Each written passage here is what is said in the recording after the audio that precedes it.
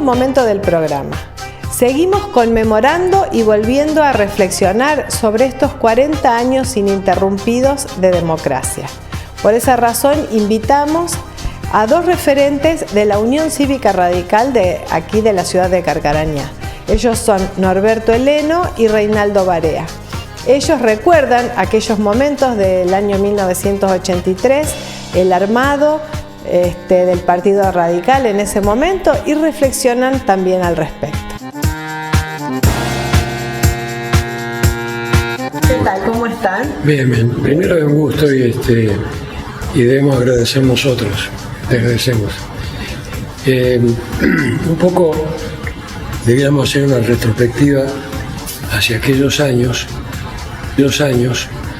1983, pero ya de un par de años anteriores, yo diría desde el 81, mediados del 81, en la Unión Cívica Radical había dos líneas distintas. La línea nacional se llamaba, creo, que era la de Balbín. ¿Sí? Era la vieja línea de sí, tronco radical, digamos así. Y estaba la línea interna de Renovación y Cambio, dirigida por el doctor Alfonsín. Casi me acuerdo, ahora me acordé de Renovación y Cambio. Ahora te vamos a hacer acordar de mucho. Sí. Bueno,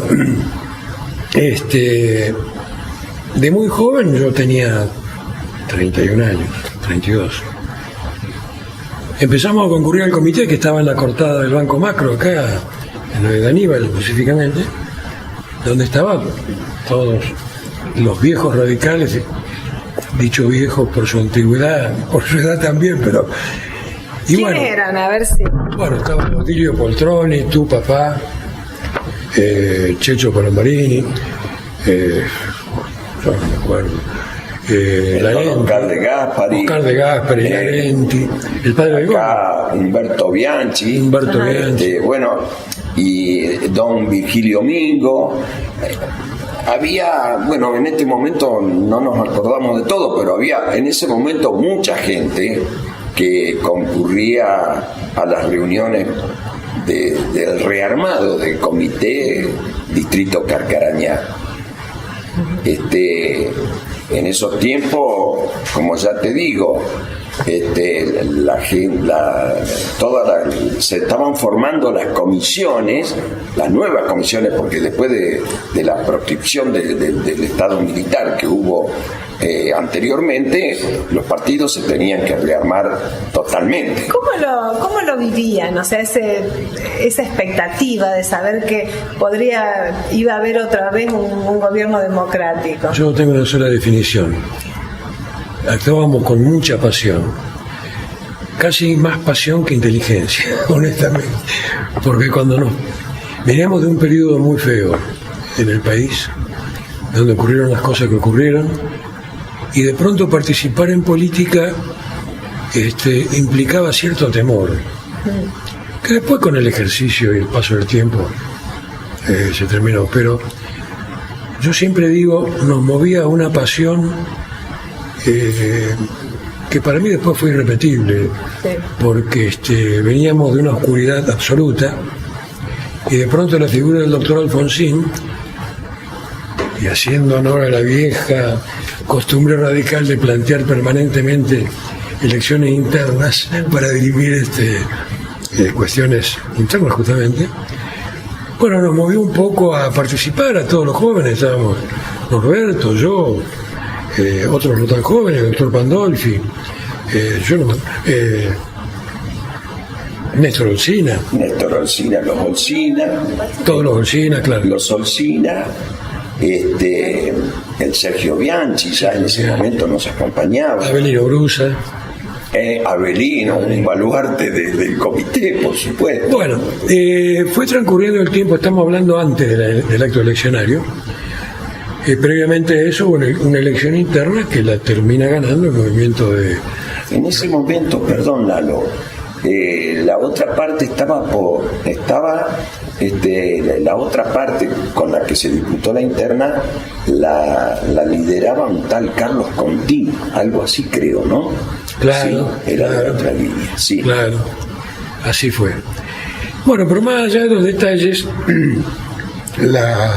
la militancia se dio con mucha pasión Y esa labor fructificó en octubre del 83 cuando ganan las elecciones el doctor Alfonsín. Después de toda la oscuridad, la palabra de Alfonsín era casi una letanía, digamos. Disculpa, pero además, sí, que la fuerte, pero además, o sea, después de la oscuridad, encontrarse con un semejante líder y de golpe, porque una cosa es ir en el ejercicio y con la gente creciendo, una cosa era un líder así de. Claro, cuando este golpe. Líder hablaba muy brillante, una persona en las elecciones y planteaba, por ejemplo, el enjuiciamiento a las juntas militares que habían dado el golpe en el 76. Entonces uno lo veía, digamos así, entre otras cosas, como un verdadero líder democrático, con una pasión democrática que podía sacar al país hacia un periodo largo de democracia que hacía rato que no veíamos, mucho tiempo. Yo de estar en el secundario con el gobierno de Ilia, después no vi nunca más. Además fueron periodos muy cortitos. Muy cortitos, porque fueron depuestos también. Bueno, llega el 83 y bueno, nosotros, ya te digo, instalamos el comité. En ese mismo año, porque claro, se traslada el comité desde ese lugar ahí en la cortada del Banco Macro a este local que actualmente estamos todavía. Toda una historia. 40 años de comité. 40 años, sí. Así que, bueno, llega el momento de la asunción de Alfonsín y la gran expectativa nuestra era, bueno, cumplir con lo prometido. Yo, si vos me permitís, voy a leer un párrafo muy pequeño, después te voy a decir quién es el autor de esto, donde Alfonsín asume el 10 de diciembre del 83 y el 13 de diciembre de 1983 el presidente, esto es textual, firmó y anunció a todo el país los decretos 157 y 158. El 157 promovía la persecución penal de las cúpulas guerrilleras por los hechos cometidos después del 25 de mayo de 1973. Estamos hablando 10 años después. Y el segundo, o sea, el 158, sometía a juicio sumario ante el Consejo Supremo de las Fuerzas Armadas a los integrantes de la Junta Militar que había usurpado el poder el 24 de marzo de 1976 y de las dos juntas subsiguientes. Y eran hechos sin precedentes y todavía aún inigualado en el mundo. Sí. Esto fue ratificado por una ley del Congreso, por supuesto, bastante amplio el tema, pero lo fundamental era el hecho sin precedentes que un gobierno democrático llevase al banquillo de los acusados a los máximos responsables de un régimen dictatorial que no había sido derribado por la fuerza y que aún contaba con defensores, cuando no con implicados y cómplices, ante sus camaradas de armas en actividad. Al mismo tiempo se presentó el proyecto de ley que declaraba la nulidad insalvable de la llamada Ley de Pacificación, con la que el último gobierno dictatorial había pretendido amnistiar los crímenes cometidos. Esa era la famosa autoamnistía que quedó anulada el 27 de diciembre de ese año, al promulgar Alfonsín la ley 23.040. Esto es bueno recordarlo porque fue el hito fundamental que permitió que hoy, a 40 años, con todos los problemas que tenemos, se hace realidad lo que decía Alfonsín, que la democracia se mejora con más democracia. También el 15 de diciembre, ya el mismo 83, se creó la Comisión Nacional sobre la Desaparición de Personas, la CONADEP, que fue la que investigó todos los crímenes cometidos, y por allá por el 80, y si vos me permitís un segundito, sí, exactamente el 20 de septiembre de 1984, un año después, la CONADEP entregó al presidente Alfonsín su voluminoso informe final, después publicado con el título de Nunca Más. Y es bueno resaltar que las juntas militares, el presidente Alfonsín, en un acto de absoluto respeto a la Constitución y a las normas legales y jurídicas, lo somete al Consejo Supremo de las Fuerzas Armadas y les encarga el juzgamiento de sus propios, de los militares. El Consejo Supremo deja pasar el tiempo, se le agota el tiempo fijado en la ley y por eso pasan a la Cámara Federal, que después donde sale el famoso juicio, donde sale la famosa condena, con el discurso del fiscal que ahora fue de Trasera, exactamente, por la película, que dice en el alegato, perdón,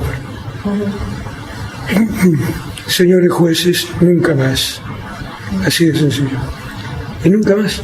Yo pienso también, ahora lo que está diciendo y viendo los plazos que está diciendo ahí en el libro, como él también ya tenía todo preparado, porque esas cosas no se hacen así al vuelo. No, te digo, evidentemente venía con toda una plataforma política y un estudio de la situación y de cómo iba a hacerlo, claro, importante.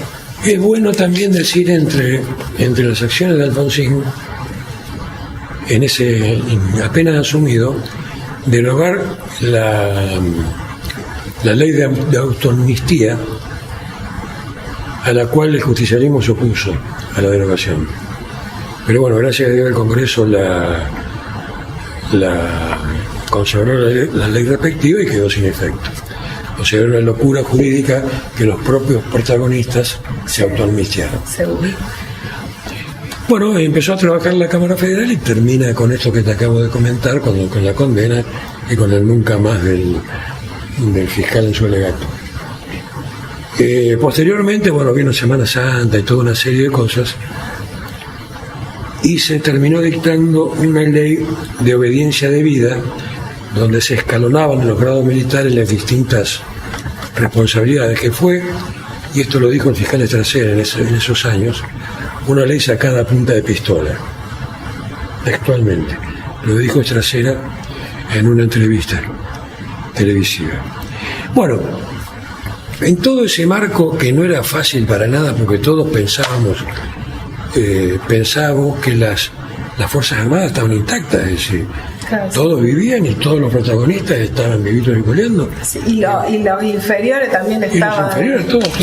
Y estaban en las Fuerzas Armadas. Entonces, claro, digo, no fue una resolución de un grupo de gente que se tomaba una revancha por lo acontecido. Fue una ley sancionada por el Congreso y el juzgamiento por una Cámara Federal creada al efecto que los condenó.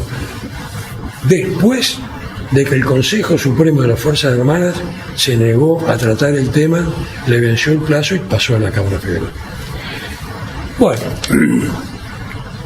eso, permíteme, te quería decir que esto que te estoy contando no lo escribió ningún afiliado ni dirigente radical. Lo escribió el doctor Eduardo Duhalde. Entonces, en esa época, el gobernador de la provincia de Buenos Aires y posteriormente presidente de la República. Claro. Donde con mucha objetividad, digamos. Con mucha objetividad, pero escrito por alguien que no era radical, pertenecía al otro partido mayoritario. Bueno, entre las anécdotas, ya te digo, empezamos a funcionar. En el partido nuestro siempre, por ahí se nos critica el internismo, pero la única manera de dirimir opiniones diversas es mediante una elección. Bueno, el Movimiento de Renovación y Cambio ganó la elección en ese momento, propuso los candidatos localmente a concejales, a intendentes, y bueno, y ahí seguimos marchando hasta hoy. ¿Cómo recuerdan la venida a Carcarañá del doctor Raúl Alfonsín antes de ser presidente? Bueno, con todo lo que se ha hablado antes, realmente, yo la recuerdo personalmente, y voy a repetir lo que dije el otro día en ese video, porque yo lo recuerdo como un día festivo que fue, porque todo el mundo hablaba de eso, acá todavía era candidato. Llegó, claro, todavía era el candidato. Y el doctor Alfonsín llega al comité. Imagínate un hombre que estaba ya proponiéndose y prácticamente se lo daba como ganador, y para los radicales de Carcarañá tenerlo en la visita, digamos, eso fue, para todos fue realmente un acontecimiento muy importante. Y te digo más, en la calle era un mundo de gente y no había solamente radicales, claro, estaba todo el pueblo. Sí, era como una gran autoridad. Yo lo recuerdo hoy, para mí es un recuerdo imborrable y no lo puedo negar realmente, ¿no? Después tuvimos otras visitas de otros candidatos, pero la relevante fue la de Raúl Alfonsín. Y te digo más, tuve la oportunidad de hablar 2 veces con Alfonsín, cosa que para mí eso va a ser eterno, ¿no? Porque no me lo puedo olvidar. Eso es un recuerdo muy importante en mi vida. ¿Y de qué hablaron? Hablamos, nos preguntó de Carcarañá, cómo estaba en ese momento, las industrias y lo que había en Carcarañá. Bueno, que todavía ahí con el amigo